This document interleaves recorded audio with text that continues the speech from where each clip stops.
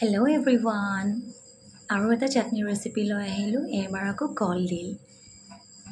দুটুকুৰা ল'লোঁ পিঁয়াজ আলু ড্ৰাই ফিছ নহৰু আৰু জলকীয়াখিনি ঘৰৰ গোটেই খোপা কুকাৰত দিলোঁ কলডিলটো আৰু সৰুকৈ কাটি লৈছোঁ তাৰপিছত আৰু অকণমান পানী এড কৰি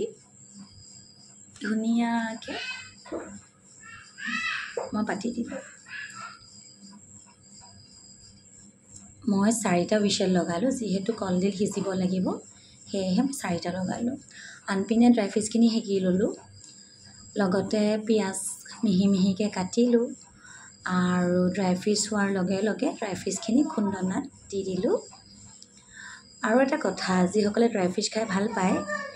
এই চাটনিটো খাই নিশ্চয় ভাল পাব আৰু যিসকলে ড্ৰাই ফিছ ভাল নাপায় ড্ৰাই ফিছ স্কিপ কৰিলেও চাটনিটো বহুতেই সোৱাদ লগা মই প্ৰথমবাৰৰ বাবে ট্ৰাই কৰিছোঁ